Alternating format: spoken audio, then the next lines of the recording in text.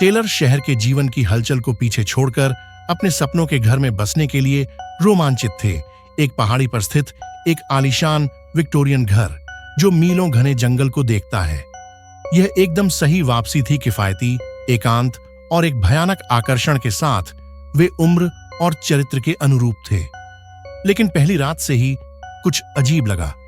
वे इस पर खाली दालानों से गुजरते थे, हालांकि कोई बोल नहीं रहा था।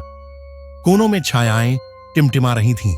तब भी जब कमरे चमकीले थे, उनकी सबसे छोटी बेटी लिली रात के डर से जागने लगी, यह दावा करते हुए कि खोखली आंखों वाला आदमी उसे उसके कमरे के कोने से देख रहा था।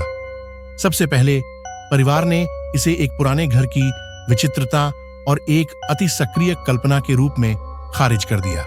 लेकिन फिर सपने आए। परिवार के प्रत्येक सदस्य को एक ही बार बार दुःस्वप्न आने लगे। वे एक काले कमरे में फंस गए थे। उनके पीछे कुछ भारी सांस ले रहा था। चीजें तब और बढ़ गईं। जब वस्तुएं अपने आप चलने लगीं, कुर्सियों को कान भेदी चिल्लाहट के साथ फर्श पर घसीटा गया।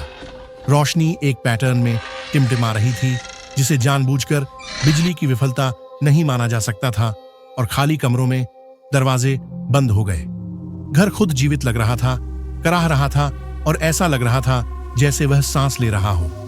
उत्तरों के लिए बेताब टेलर एक स्थानीय इतिहासकार के पास पहुंचे, जिसने घर के काले इतिहास का खुलासा किया। यह एक कुख्यात सन्यासी का घर था, जो अजीब अनुष्ठानों का अभ्यास करता था और 1 सदी पहले बिना किसी निशान के गायब हो गया था। किंवदंती थी कि उन्होंने अपने रहस्यों की रक्षा के लिए एक दुष्ट इकाई को बुलाया, एक ऐसा प्राणी जो घर में रहने की हिम्मत करने वालों के डर से पनपा। भयभीत लेकिन वापस लड़ने के लिए दृढ़ संकल्पित, टेलर ने एक असाधारण अन्वेषक की मदद ली। कैमरों, संवेदक और एक अटूट संकल्प से लैस जांचकर्ता ने कुछ ठंडक का पता लगाया। एक प्रतीक जो तहखाने के फर्श में उकेरा गया था, यूवी प्रकाश के नीचे हल्का चमक रहा था। यह एक मुहर थी जो टेलर्स के आगमन से टूट गई थी, जिसने उस इकाई को खोल दिया जो वर्षों से निष्क्रिय थी। परिवार को उनके डर का सामना करना पड़ा। इकाई हर चिल्लाहट के साथ मजबूत होती गई, आतंक का हर औंस जो वह निकाल सकता था। लेकिन अगर वे डरने से इनकार कर दें तो क्या होगा? अपने साहस और अन्वेषक के मार्गदर्शन के अलावा कुछ भी नहीं के साथ सशस्त्र टेलर ने अपनी गुफा तहखाने में प्राणी का सामना करने के लिए एक योजना तैयार की।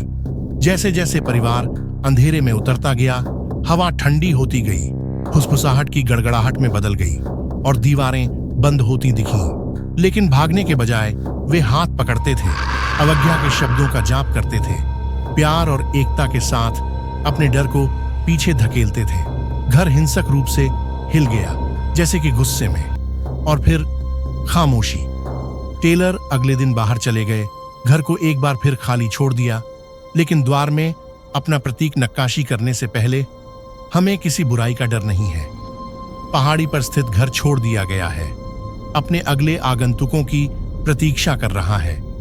लेकिन टेलर कभी भी उस सबक को नहीं भूले जो उन्होंने उन्हें सिखाया था।